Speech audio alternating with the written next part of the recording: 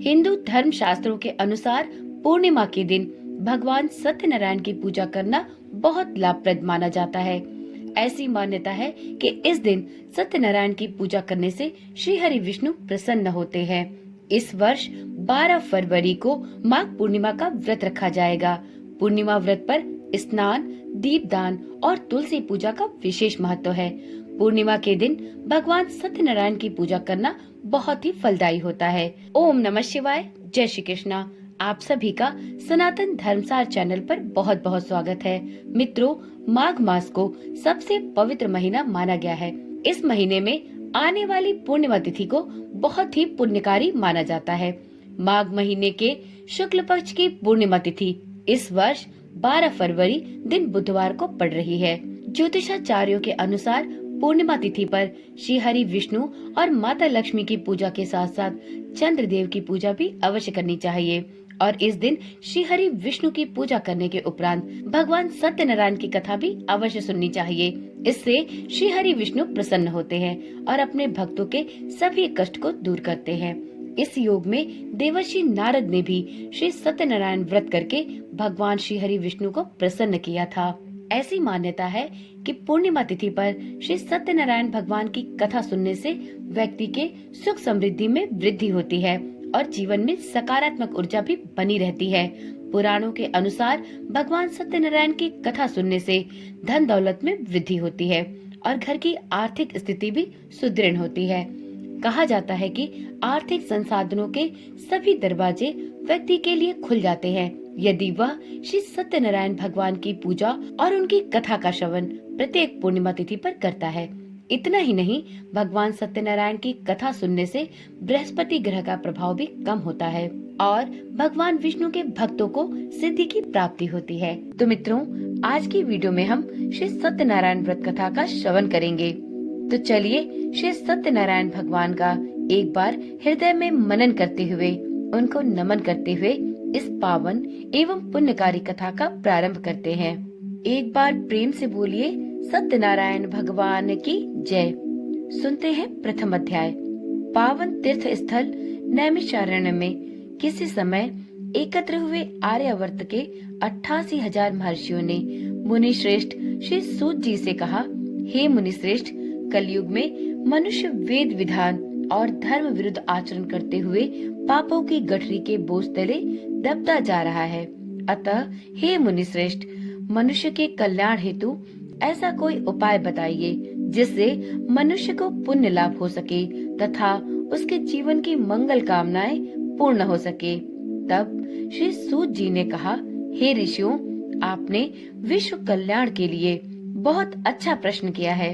अब मैं उस मंगलकारी व्रत का वर्णन करूंगा जिसके संबंध में एक बार ब्रह्म ऋषि नारद जी ने भी भगवान लक्ष्मी नारायण से पूछा था और उन्होंने नारद जी से जो कथा कही थी, आप भी उसे चिंता मुक्त होकर सुने। एक बार ब्रह्मर्षि नारद जी मानव कल्याण की इच्छा से विभिन्न लोकों का भ्रमण करते हुए पृथ्वी लोक में पहुँचे।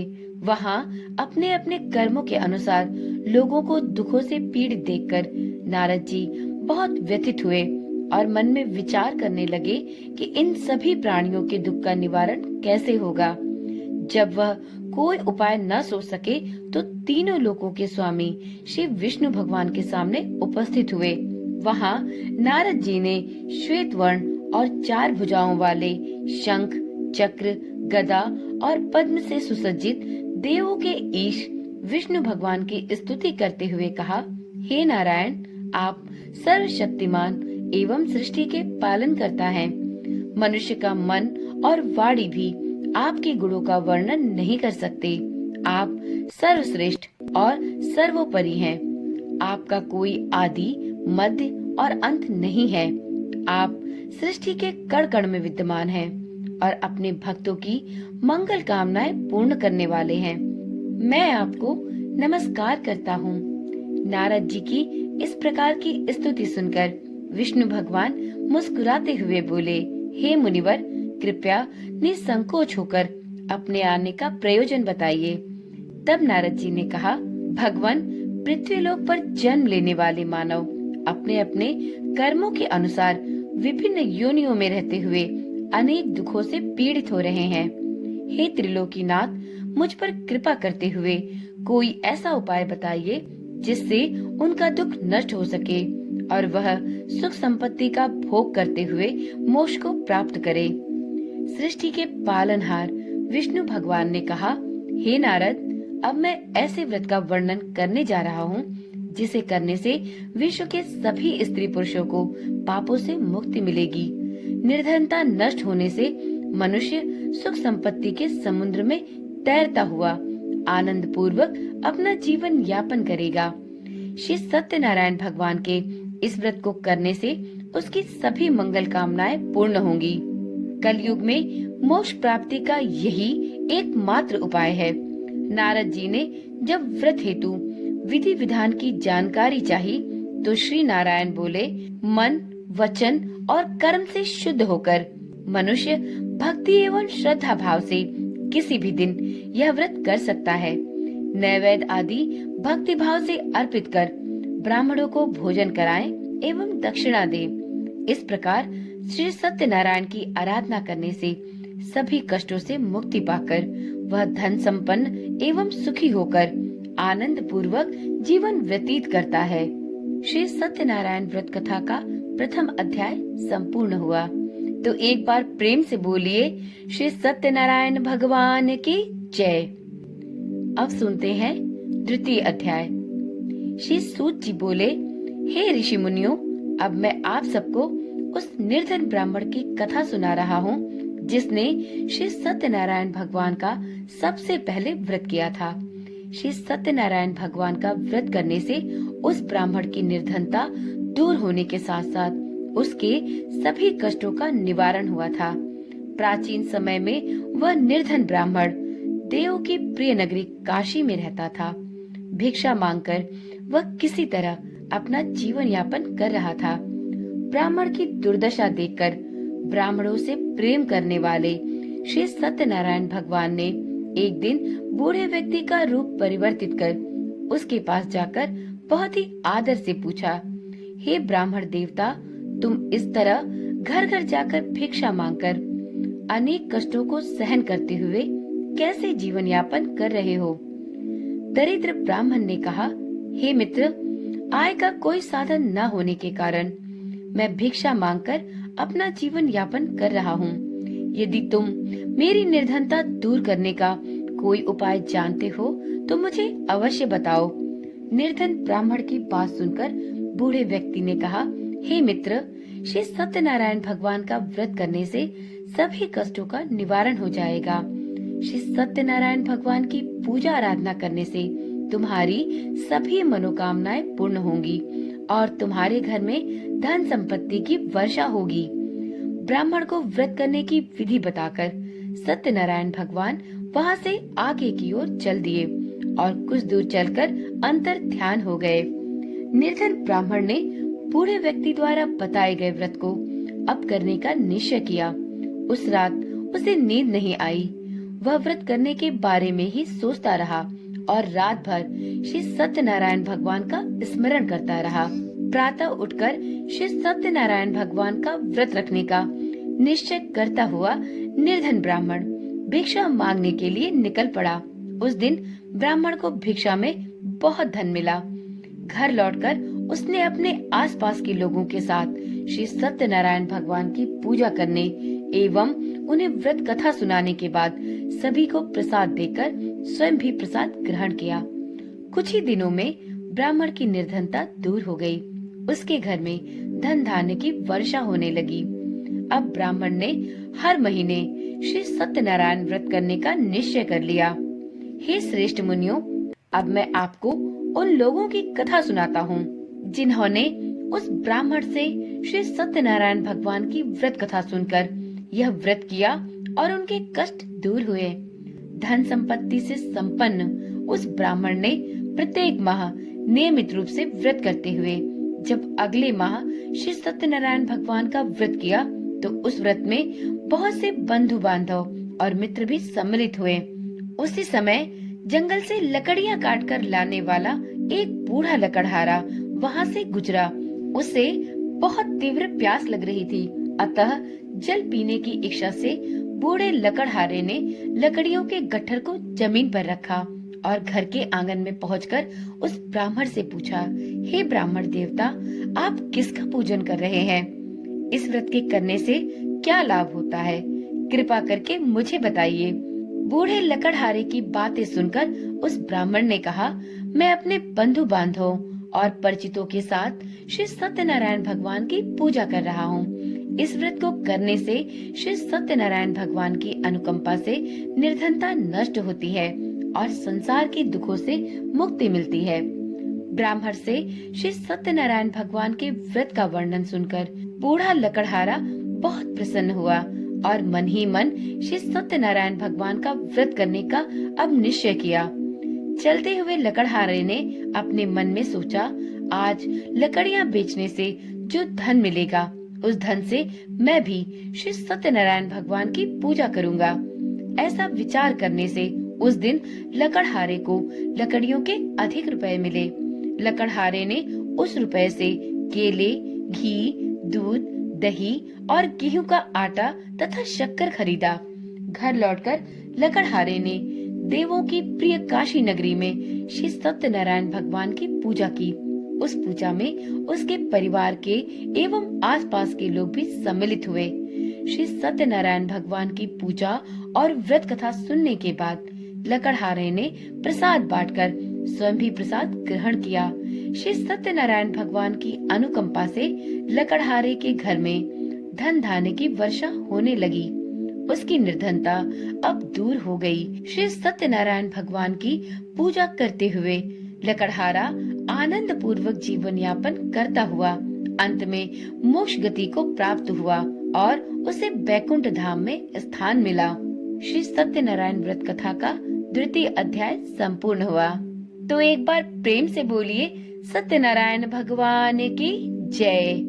अब सुनते हैं श्री सत्यनारायण व्रत कथा का तीसरा अध्याय। श्री सूत जी बोले, हे ऋषि मुनियों, अब मैं आपको आगे की कथा सुनाता हूँ। प्राचीन समय में कनकपुर में उल्कामुख नामक एक बुद्धिमान तथा सत्यवादी राजा राज करता था। वह प्रतिदिन मंदिर में जाकर श्री सत्यनारायण भगवान की पूजा करता था और निर्धनों को अन्न, वस्त्र और धन का दान करता था। उसकी पत्नी सुभद्रा बहुत सुशील थी। वे दोनों हर महीने श्री सत्यनारायण भगवान का व्रत करते थे। श्री सत्यनारायण की अनुकंपा से उनके महल में धन संपत्ति के भंडार भरे हुए थे। उनकी संपूर्ण प्रजा बहुत ही आनंद से जीवन यापन कर रही थी। एक बार राजा और रानी बहुत से लोगों के साथ जब भद्रशिला नदी के किनारे श्री सत्यनारायण भगवान की पूजा कर रहे थे तो नदी के किनारे एक बड़ी नौका आकर ठहरी। उस नाव में एक धनी व्यापारी यात्रा कर रहा था। वह बहुत सा धन कमाकर अपने नगर को लौट रहा था। उसका सारा धन उस नाव में रखा हुआ था। नाव से उतरकर व्यापारी राजा के समीप पहुंचा। राजा को पूजा करते देख उसने कहा, हे राजन, आप इन सभी लोगों के साथ मिलकर किसकी पूजा कर रहे हैं? इस पूजा के करने से मनुष्य को क्या लाभ होता है? राजा ने व्यापारी से कहा, हम हर पूर्णिमा को सत्यनारायण भगवान का व्रत करते हैं और फिर पूजा अर्चना के बाद भगवान का प्रसाद लोगों में बांटकर स्वयं भी ग्रहण करते हैं। श्री सत्यनारायण भगवान की पूजा से निसंतान को संतान की प्राप्ति होती है। दुखियों के दुख दूर होते हैं। राजा की बात सुनकर व्यापारी ने कहा, हे राजन, मैं भी सत्यनारायण भगवान का व्रत करना चाहता हूँ। कृपया मुझे इस व्रत को करने की संपूर्ण विधि बतलाएं। राजा ने व्यापारी को सत्यनारायण व्रत की पूरी विधि बतलाई। राजा ने व्रत कथा सुनने के बाद व्यापारी को भी प्रसाद वितरित किया। श्री सत्यनारायण भगवान का स्मरण करते हुए व्यापारी ने प्रसाद ग्रहण किया और वापस लौटकर अपनी पत्नी लीलावती से कहा, हमारी कोई संतान नहीं है। कनकपुर के राजा उल्कामुख ने मुझे यह बताया है कि श्री सत्यनारायण भगवान का व्रत करने और उनकी कथा सुनने से व्यक्ति की सभी मनोकामनाएं पूर्ण होती हैं। यदि सत्यनारायण भगवान की अनुकंपा से हमारे कोई संतान हुई तो मैं भी श्री सत्यनारायण भगवान का व्रत अवश्य करूंगा। व्यापारी के ऐसा निश्चय करने के कुछ समय बाद लीलावती गर्भवती हुई। 10वें महीने में उसने एक सुंदर कन्या को जन्म दिया। व्यापारी ने अपनी पुत्री के जन्म पर बहुत खुशियां मनाई, लेकिन सत्यनारायण भगवान का व्रत नहीं किया। जब उसकी पत्नी लीलावती ने अपने पति से श्री सत्यनारायण भगवान का व्रत करने के लिए कहा तो वह बोला, अभी क्या जल्दी है, मैं इधर व्यापार में बहुत व्यस्त हूँ, मुझे अभी फुर्सत नहीं है। जब अपनी बेटी बड़ी हो जाएगी और इसका विवाह होगा तो मैं अवश्य ही श्री सत्यनारायण भगवान का व्रत करूंगा। अपने पति के वचन सुनकर लीलावती चुप रह गई। व्यापारी की कन्या कलावती शुक्ल पक्ष के चंद्रमा की तरह तेजी से बड़ी होने लगी। पलक झपकते ही 16 वर्ष बीत गए। एक दिन व्यापार में बहुत सा धन कमाकर घर लौटे व्यापारी ने अपने बेटी को सहेलियों के साथ उपवन में घूमते देखा तो उसे उसके विवाह की चिंता सताने लगी। व्यापारी ने कलावती के लिए सुयोग्य वर ढूंढने के लिए अपने सेवकों को दूर दूर के नगरों में भेजा। व्यापारी के सेवक कंचनपुर नगर में पहुँचे। उस नगर में उन्होंने एक वणिक पुत्र को देखा। वणिक का बेटा अत्यंत सुंदर और गुणवान था। सेवकों ने वापस लौटकर व्यापारी को उस वणिक के बेटे के बारे में बताया। व्यापारी उस सुंदर लड़के को देखकर बहुत प्रसन्न हुआ और कलावती का विवाह बहुत धूमधाम से उस वणिक लड़के के साथ कर दिया। दहेज में उसने वणिक पुत्र को बहुत ढेर सारा धन दिया। कलावती का विवाह भी हो गया, लेकिन व्यापारी ने श्री सत्यनारायण भगवान का व्रत नहीं किया। लीलावती ने अपने पति से पुनः कहा, हे नाथ, आपने कलावती के विवाह पर श्री सत्यनारायण भगवान का व्रत करने का निश्चय किया था, अब तो आपको व्रत कर लेना चाहिए। पत्नी की बात सुनकर व्यापारी ने कहा, अभी तो मैं अपने दामाद के साथ व्यापार के लिए जा रहा हूँ। व्यापार से लौटने के बाद श्री सत्यनारायण भगवान का व्रत पूजा मैं अवश्य करूँगा। यह कहकर व्यापारी ने कई नावों में सामान भरा और अपने दामाद तथा सेवकों के साथ व्यापार के लिए निकल पड़ा। उस व्यापारी द्वारा बार बार व्रत करने का निश्चय और फिर व्रत न करने से सत्यनारायण भगवान क्रोधित हो गए और व्यापारी को दंड देने का निश्चय किया। व्यापारी अपने दामाद के साथ रत्नसारपुर में पहुंचकर व्यापार करने लगा। एक दिन कुछ चोर महल में चोरी करके भाग रहे थे। सैनिक उनका पीछा कर रहे थे। भागते हुए चोरों ने सैनिकों से बचने के लिए चोरी का धन अवसर पाकर व्यापारी की नाव में छुपा दिया। खाली हाथ चोर आराम से भाग गए। चोरों का पीछा करते हुए सैनिक व्यापारी के पास पहुँचे। उन्होंने व्यापारी के नाव की तलाशी ली तो उन्हें राजा का चोरी किया गया संपूर्ण धन मिल गया। तब सैनिक व्यापारी और उसके दामाद को बंदी बनाकर राजा के पास ले गए। राजा ने उन दोनों को बंदी गृह में डाल दिया और उनका सारा धन जब्त कर लिया। श्री सत्यनारायण के प्रकोप से उधर लीलावती पर भी मुसीबतों का पहाड़ टूट पड़ा। उसके घर में चोरी हो गई और चोर सारा धन चुरा कर ले गए। घर में खाने के लिए अन्न भी नहीं बचा। भूख प्यास से व्याकुल होकर व्यापारी की बेटी कलावती एक ब्राह्मण के घर गई। उस ब्राह्मण के घर में श्री सत्यनारायण भगवान की व्रत कथा हो रही थी। उसने भी वहां बैठकर व्रत कथा सुनी और प्रसाद लेकर घर आई। घर आकर कलावती ने अपनी माँ लीलावती को संपूर्ण बातें बतलाई। कलावती से श्री सत्यनारायण भगवान की व्रत कथा की बात सुनकर लीलावती ने भी व्रत करने का निश्चय किया। अगले दिन लीलावती ने अपने परिवार और आसपास के लोगों के साथ श्री सत्यनारायण भगवान की पूजा की। पूजा के बाद सबको प्रसाद वितरित किया और स्वयं भी प्रसाद ग्रहण किया। लीलावती ने अपने पति और दामाद के घर लौट आने की मनोकामना से श्री सत्यनारायण भगवान का व्रत किया था।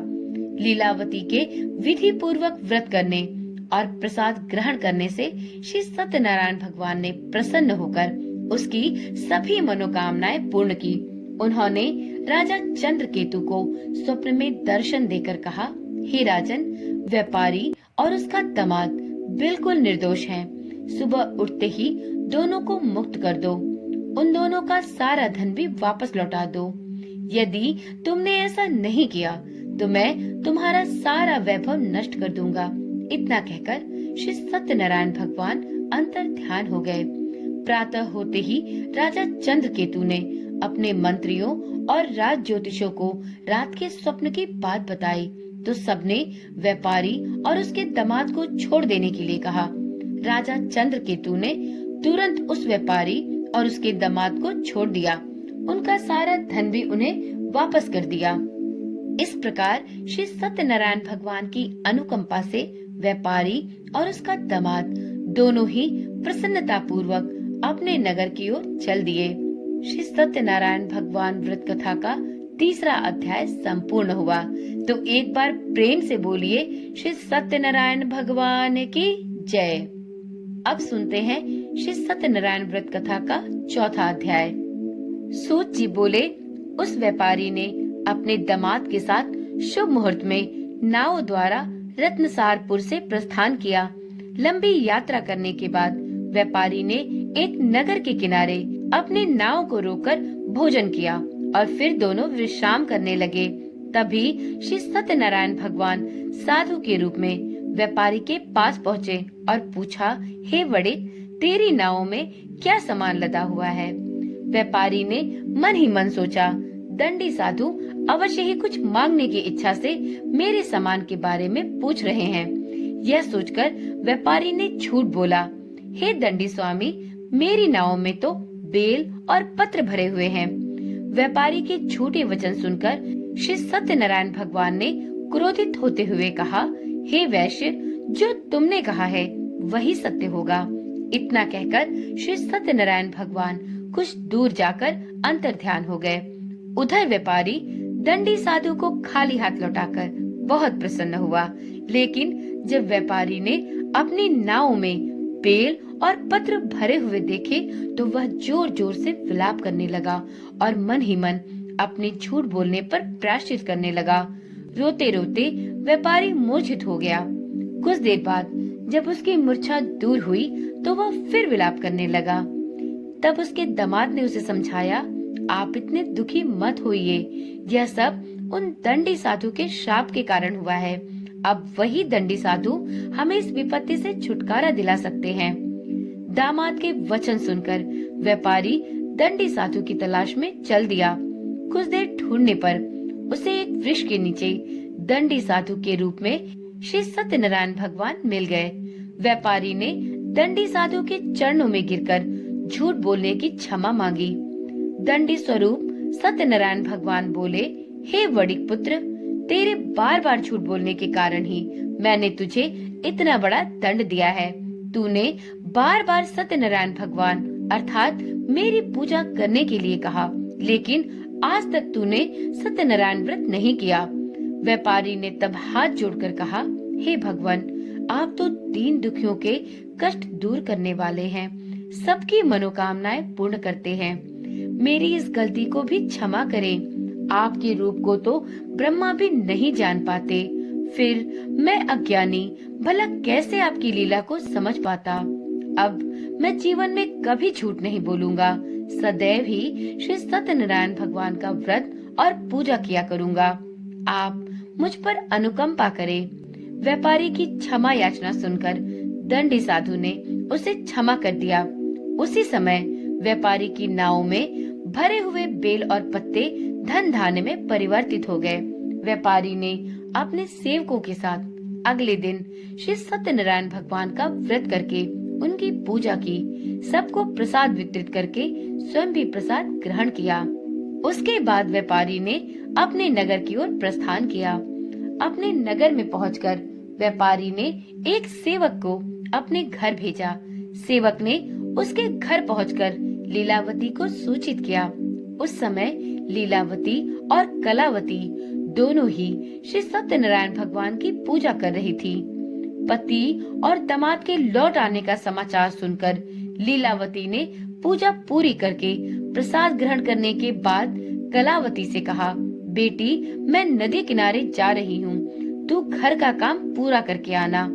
यह कहकर लीलावती नदी की ओर चल पड़ी, परंतु कलावती पति से मिलने की खुशी में प्रसाद ग्रहण किए बिना ही घर से निकलकर नदी किनारे जा पहुंची। उसके प्रसाद न ग्रहण करने के कारण सत्यनारायण भगवान क्रोधित हो उठे। उन्होंने व्यापारी की नाव को नदी में डुबो दिया। अपने पति को वहां न देखकर कलावती ने जोर जोर से विलाप करना प्रारंभ कर दिया। तब व्यापारी ने कहा, पुत्री अवश्य ही तुझसे कोई भूल हुई है। उस भूल के कारण श्री सत्यनारायण भगवान ने तुझे यह दंड दिया है। तब व्यापारी ने सत्यनारायण भगवान से प्रार्थना की, हे भगवान, मेरे परिवार के किसी स्त्री पुरुष से यदि कोई भूल हुई हो तो उसे अवश्य ही क्षमा कर देना। तभी आकाशवाणी हुई, हे वणिक पुत्र, तेरी कन्या मेरा प्रसाद ग्रहण किए बिना ही चली आई है। यदि अब घर पहुंचकर तेरी कन्या प्रसाद ग्रहण करके वापस आए तो उसे पति के दर्शन होंगे और डूबी हुई नावें भी जल के ऊपर आ जाएंगी। कलावती ने वैसा ही किया। उसके प्रसाद ग्रहण करके वापस लौटने पर सभी नावें जल के ऊपर आ गईं। दामाद भी सुरक्षित नदी से निकल आया। घर लौटकर व्यापारी ने अपने परिवार और बंधु बांधवों के साथ मिलकर विधि अनुसार श्री सत्यनारायण भगवान की पूजा की। उसकी सभी मंगल कामनाएं पूर्ण हुई और वह आनंद पूर्वक अपनी पत्नी और बेटी दामाद के साथ जीवन यापन करता हुआ विष्णु लोक को चला गया। श्री सत्यनारायण व्रत कथा का चौथा अध्याय संपूर्ण हुआ। तो एक बार प्रेम से बोलिए, श्री सत्यनारायण भगवान की जय। अब सुनते हैं श्री सत्यनारायण व्रत कथा का 5वां और अंतिम अध्याय। श्री सूत जी बोले, हे ऋषि मुनियों, मैं और भी कथा सुनाता हूँ। कौशलपुर में एक राजा था, तुंगध्वज।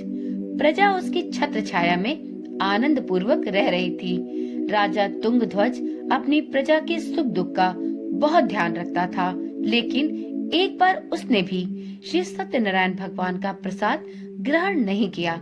तब सभी को चिंताओं से मुक्त करके धन संपत्ति से भंडार भरकर प्राणियों को जीवन के सभी सुख देने वाले श्री सत्यनारायण भगवान ने राजा को प्रसाद ग्रहण न करने का दंड दिया।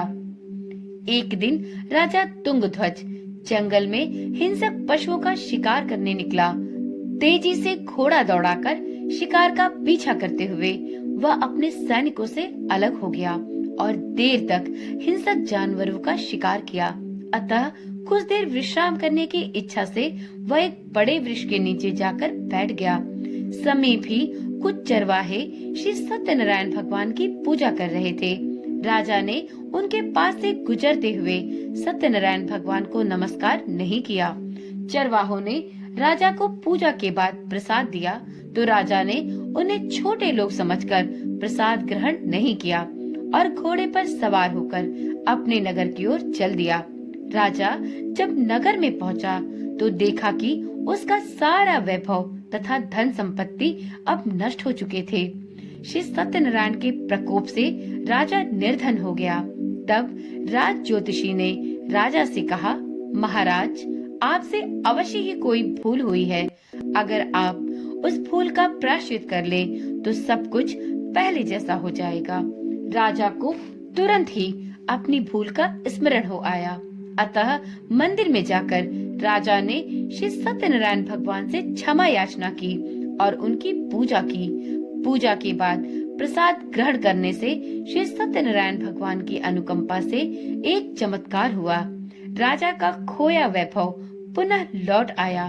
श्री सत्यनारायण भगवान की अनुकंपा से जीवन के सभी सुखों का भोग करते हुए अंत में राजा तुंगध्वज बैकुंठ धाम को गया और मोक्ष को प्राप्त किया।